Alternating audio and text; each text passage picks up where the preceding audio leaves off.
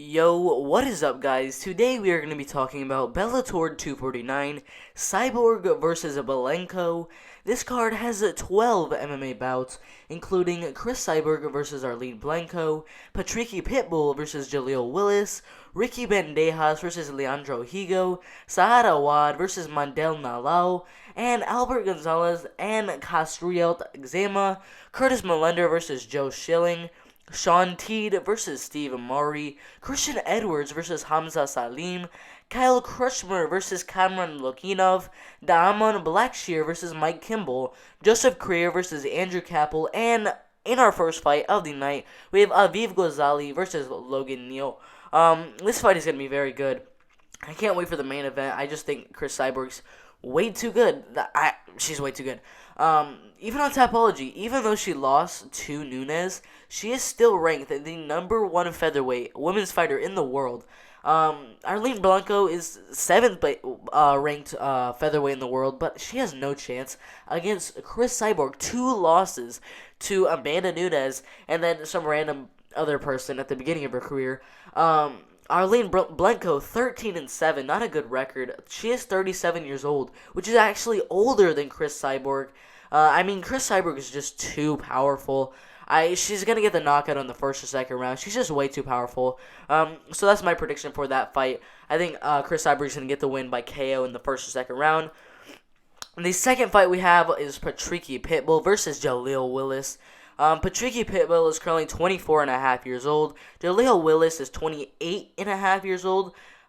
Pretty good. It's not really that big of a difference of their ages. Patricky Pitbull's almost at that age where he's going to start to decline. But I don't think he hit that yet. He is currently ranked 42nd at lightweight worldwide, which is very good. The height differential and the reach differential is going to play a huge factor in this fight. Patricky Pitbull, 5'7", 71-inch reach. Jaleel Willis, 5'11", 4 inches taller, and has a 76-inch reach, which is 5 inches taller. So he definitely has the advantage there. Patricky Pitbull, 23-9. Jaleel Willis, 13-2. Very good fighters from both of them. Jaleel Willis is actually coming from, I think he's coming from the LFA. He just did a main event against Vincius de Jesus, won that fight by unanimous decision. He is currently on a 4-fight win streak. His only losses coming to Harvey Park by first round KO and Kyle Stewart by unanimous decision. Patricky Pitbull, he just hit a roadblock in his last fight. It was against a very good fighter in Ryzen 20 against Tawfiq Musayev, but before that, he was just on a tear with an amazing streak over Josh Thompson, Benson Henderson, Derek Campos, Roger Huerta, and Ryan Scope, and then he joined Ryzen, got 2 wins, and then, as you guys know, lost to Tawfiq Musayev. I just think Patricky Pitbull's experience is gonna play a huge factor in this fight, as well as his hands. Jaleel Willis definitely has the height and reach advantage, but Patricky Pitbull, if he can land that one key shot, he could definitely get the KO at any point in this fight. So that's my prediction. I think Patricky Pitbull, just like Chris Cyborg, is gonna get the win by KO in the first or second round. The third fight we're gonna do right now is Ricky Bandejas versus Leandro Higo. This is a very close fight in my opinion. Ricky Bandejas 13-4, Leandro Higo 19-5. Pretty close records right there. Ricky Bandejas is ranked 72nd at bantamweight worldwide. Leandro Higo ranked 79th at bantamweight worldwide. They're both similar age, similar height, similar reaches. Now, the thing that's going to play the factor in this fight is just Bandejas' striking. Ricky Bandejas, his striking is just a lot better than Leandro Higo. It's just more fit. It's so smooth. He's going to land some good shots in this fight. I don't think none of them are going to be powerful to knock Leandro Higo down or knock him out. I think he's going to play a nice tactical game, and I do think Ricky Bandejas is going to get this win by unanimous decision. Next fight, we have Saad Awad versus Mandel Nalao. This is a very good fight as well. We have a veteran on a 4-fight losing streak against Mandel Nalao, who actually was on a 7-fight win streak, and then he ended up losing his last fight, which was inside a Bellator, to Kilis Mota by third round leg kick KO. Saad Awad, he's been on a streak before this 4-fight losing streak. beating guys like Ryan Quinn, Zach Freeman, JJ Ambrose, and then Ryan Couture. But he did hit a roadblock when he fought Benson Henderson, lost by unanimous decision, lost to Brandon Gertz by decision, lost to Goyida Yamachu by first round armbar, and most recently a second round TKO over Paul Daly. This fight is a very close fight. In my opinion, Sadawat is definitely on the decline, 37 years old. I do think Mandel Nalo, he has 2 wins inside of Bellator, lost his last fight because of leg kicks. I think he could avoid most of Sadawat's shots in this fight. I mean, to be honest, Mandel Nalo can definitely get a knockout in this fight. It's very, very possible. He has very good hands. But I'm not seeing a knockout. I think this fight's going to go all the way. And I do think Mandel Nalo is going to get this win by unanimous decision. Next fight we have is Albert Gonzalez, who's 1-2, versus Kazriot Kima, who is 3-4. Both of these guys do not have very good records. Albert Gonzalez is 6'4" tall, has a 77-inch reach. Zared Zima, 6 foot tall, 4 inches smaller, and a 69-inch reach, which is 8-inch smaller reach, which is absolutely insane. Now, Albert Gonzalez is a big boy. He's very tall. He's very lengthy. But, I mean, Kima is just going to take him down, to be honest. He could keep this fight on the feet and maybe land a good shot and knock him out. But I do think this fight's going to go all the way. I do think that height and reach isn't going to be playing that big of a factor. It's going to kind of slow his hands down a little bit. And I do think Kazriot Kima is going to get this win by unanimous decision. Next fight we have on the prelims, Curtis Millender, Joe Schilling. I'm just going to say it right now. Curtis Millender, 1-3 in his last 4 fights.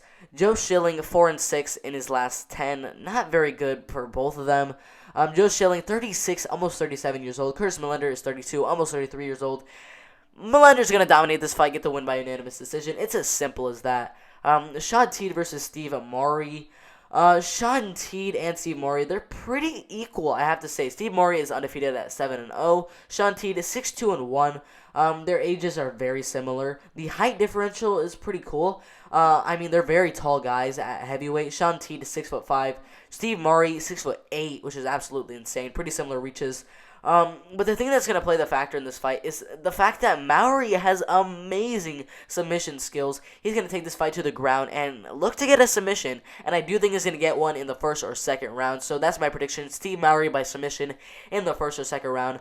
Christian Edwards versus Hamza Salim. Now, this is a fight I've been looking forward to. Christian Edwards, an undefeated fighter, 3-0. Did very good in his amateur career. Hamza Salim, 5-3, was 3-0.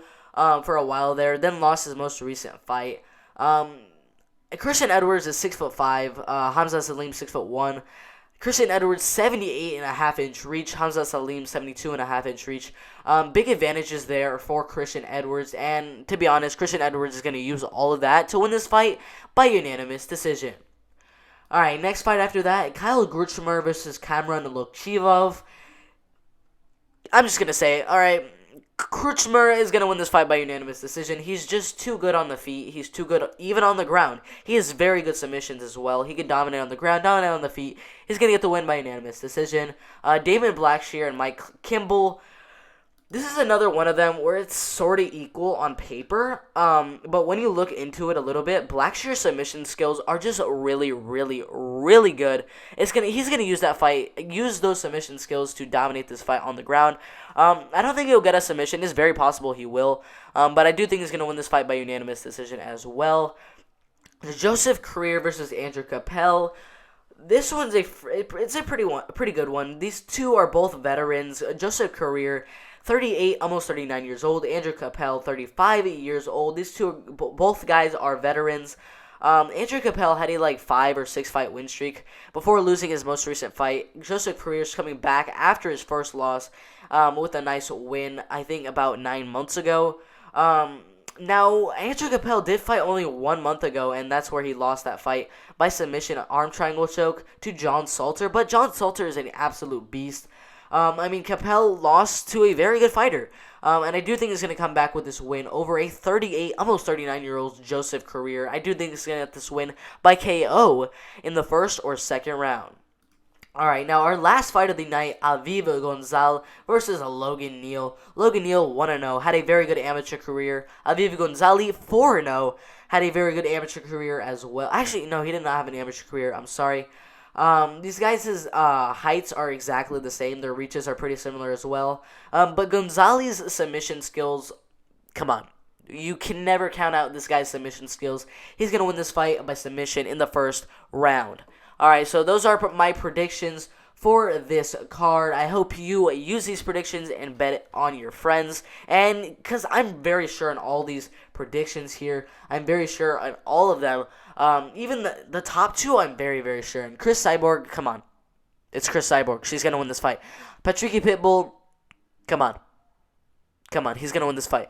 Ricky Bandejas, that's a closer one, but Ricky Bandejas is going to pick this fight apart and win this by unanimous decision.